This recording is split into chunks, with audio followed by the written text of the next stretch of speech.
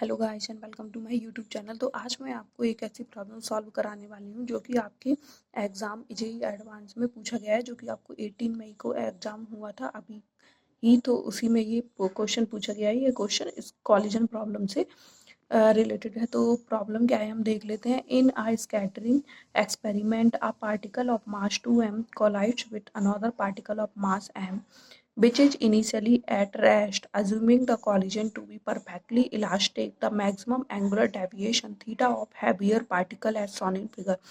तो यहाँ पर क्या है, एक स्कैटरिंग एक्सपेरिमेंट किया गया है जिसमें जो मास 2m है, 2m का पार्टिकल है, वो कोलाइड करता है मास m से। मास m जो कि एट रेस्ट है। तो यहाँ पर 2m को हम मान लेते हैं कि वेलोसिटी u से क्या कर रहा है, वेलोसिटी u से मूव कर रहा है, और यहाँ पर जो मास m है वो एट रेस्ट है। तो इसकी वेलोसिटी क्या हो जाएगी, 0 हो जाएगी। अभी क्या क्या हुआ है यहाँ पर, ये जो है इसने एक्स, ये मान लीजिए हमारा एक्स एक्सिस है, तो ये एक्स एक्सिस के साथ थीटा एंगल बनाया हुआ है किसने, 2m मास ने।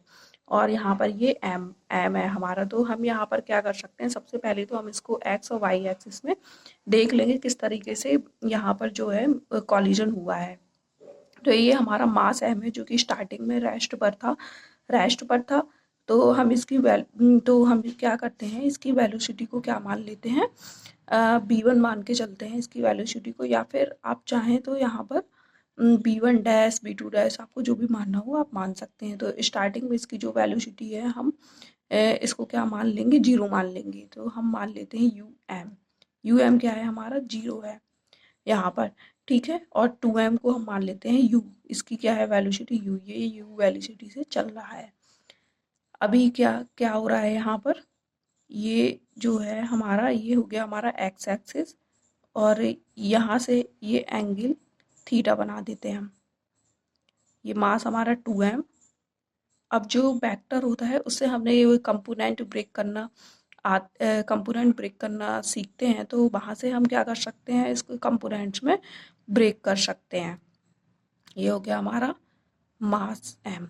तो यहाँ से कंपोनेंट में ब्रेक कर सकते हैं, बट हमें ये एंगल तो पता नहीं, तो इसके कंपोनेंट को हम कैसे ब्रेक करेंगे। ये भी तो किसी ना किसी डायरेक्शन में है, ये एक्स डायरेक्शन या फिर सिर्फ वाई डायरेक्शन में ही नहीं है, ये उनके बीच में है। तो हम यहाँ पर क्या करेंगे, सबसे पहले आप जैसे इसको समझ पा रहे होंगे कि यहाँ पर ये हमारा पार्टिकल है और ये जो है एंगल थीटा है। ये एंगल यदि थीटा है तो यहाँ पर इसके अपोजिट डायरेक्शन में एक्स एक्सिस के साथ जो भी एंगल बनेगा वो क्या होगा, सेम एंगल होगा, थीटा होगा। और यहाँ पर जो एंगल है वो क्या हो जाएगा हमारा, ये पूरा एंगल 90 डिग्री। जब हम यहाँ पर मास एम जो है हमारा, अब ये कितना एंगल सबटेंड करेगा इस एक्सिस के साथ, तो यहाँ पर ये आप समझ सकते हैं ये कितना होगा, 90 माइनस थीटा। सिमिलरली ये फिर 90 माइनस थीटा। और यहाँ पर क्या होगा, अगर ये पूरा ये इतना 90 माइनस थीटा और ये 90 है, तो हमारा ये एंगल कितना हुआ, थीटा। यानी कि ये एंगल जो है थीटा एंगल के ही इक्वल होगा। जितना मास 2m सबटेंड कर रहा है उतना ही मास जो m जो है इस एक्सिस के साथ सबटेंड कर रहा है। तो ये एंगल थीटा हमारा हो गया यहाँ पर। अब हमें क्या करना है, अब हमें एंगल्स तो पता चल गए हैं, अब हम इनको कंपोनेंट्स में भी ब्रेक कर लेते हैं। तो एक्स एक्सिस में अगर हम इसकी वेलोसिटी की बात करें तो कितना होगा इसकी वेलोसिटी, इसकी वेलोसिटी होगी हमारी 2m b1। हम मान लेते हैं कि इसकी जो वेलोसिटी है वो b1 है और इसकी जो वेलोसिटी है b2 है। तो यहाँ पर क्या हो जाएगा, 2m b1 cos theta. And इसकी कितनी हो जाएगी, इसका कितना हो जाएगा मोमेंटम। तो ये हो जाएगा हमारा m b2 cos थीटा। ये हो गया हमारा एक्स एक्सिस में। अभी हम जाने वाले हैं बाई एक्सिस की तरफ। तो बाई एक्सिस में क्या होने वाला है, ये इस डायरेक्शन में यहाँ पर क्या होगा, 2m b1 साइन थीटा। और यहाँ पर क्या होने वाला है, m का जो कंपोनेंट होगा वो हमारा क्या होगा, ये m cos थीटा हो जाएगा। तो यहाँ पर ये क्या हो जाएगा, m b2 साइन थीटा। तो ये हो गया हमारा। अब हम इनको इनके जो लीनियर मोमेंटम है उसको एक्स और वाई डायरेक्शन में कंजर्व कर लेंगे। तो सबसे पहले हम देख लेंगे कि इन एक्स डायरेक्शन, तो एक्स डायरेक्शन में क्या करना है, हमें इसके मोमेंटम कंजर्वेशन को देखना है। तो मोमेंटम कंजर्व किस तरीके से होगा, इसकी स्टार्टिंग में वेलोसिटी u थी, इसकी um थी, तो यहाँ पर क्या हो जाएगा 2m u is equal to 2m v1 cos theta plus m v2 cos theta. ये तो हो गया हमारा x डायरेक्शन में। अभी हमें देखना है इसके y डायरेक्शन में क्या होगा, तो ये हो जाएगा हमारा 2m v1 sine theta is equal to m v2 sine theta. तो यहाँ से एक रिलेशन निकलेगा हमारा, वो कितना होगा 2v1 इज इक्वल टू, तो ये हमारा v1 और v2 में रिलेशन निकल आया।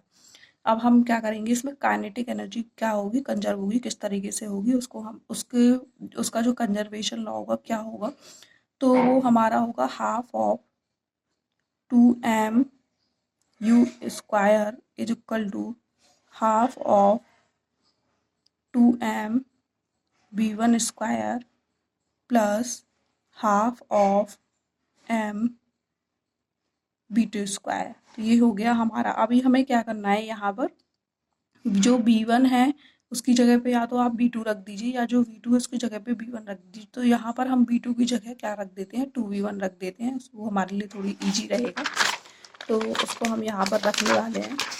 उसके बाद हम देखते हैं हमें क्या मिलेगा। तो जब आप पुट कर देंगे उसकी वैल्यूज़ को, तो यहाँ पर आपको मिलेगा 2u square is equal to 2v1 square plus v2 square. ये हो गया हमारा। अभी यहाँ पर हम क्या करेंगे, जो v2 है उसकी जगह पे 2v1 रखने वाले हैं, तो हमें क्या मिलने वाला है 2u square equal to 6v1 square, ये मिलेगा आपको। तो यहाँ पर u स्क्वायर कितना हो जाएगा 3v1 स्क्वायर। ये तो हमें एक रिलेशन मिल गया, ये हमें सेकेंड रिलेशन मिला है। तो यहाँ पर u इज इक्वल टू कितना होगा √3, u is equal to √3v1। ये हमें एक रिलेशन मिल गया यहाँ पर। और v2 is equal to 2v1 था ना हमारा, तो हम उसे क्या लिख सकते हैं, v2 is equal to 2u upon √3 लिख सकते हैं ना, तो 2u अपॉन √3 जो कि हमें रिलेशन मिला था पहले v2 और v1 के बीच में।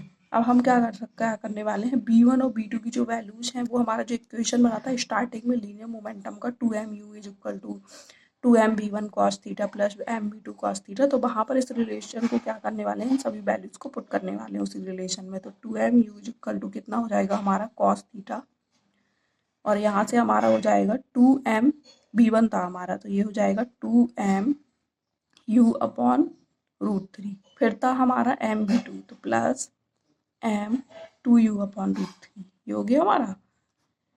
अब यहाँ पर हमें क्या करना है, तो m से m जो सभी हैं x और y एक्सिस पे वो सारे कैंसिल हो जाएंगे एक दूसरे से, तो यहाँ पर 2u इज इक्वल टू हमारा कितना बचेगा cos theta dot 4u upon √3। तो यहाँ पर cos थीटा हमें कितना मिलने वाला है, cos थीटा हमें मिलेगा √3/2। तो cos थीटा में √3/2 वैल्यू होती है cos 30 की, तो यहाँ पर हम लिखेंगे cos theta is equal to cos 30। तो थीटा इज इक्वल टू कितना हो गया हमारा 30 डिग्री, यानी कि जो हैवियर मास है कितना डिफ्लेक्शन होगा उसमें, मैक्सिमम 30 डिग्री का। तो यहाँ से ये इसका सॉल्यूशन है 30 डिग्री। तो ये यही इसका आंसर भी होगा। इसमें 4 ऑप्शन दिए हुए थे उसमें, तो उसमें से 30 डिग्री यानी कि हम इसे पाई के फॉर्म में लिखना चाहें तो हम लिख सकते हैं। थीटा इज इक्वल टू कितना हो जाएगा हमारा π/6, ये इतना एंगल सबटेंड होगा। तो thank you very much, please share and subscribe my YouTube channel for further updates.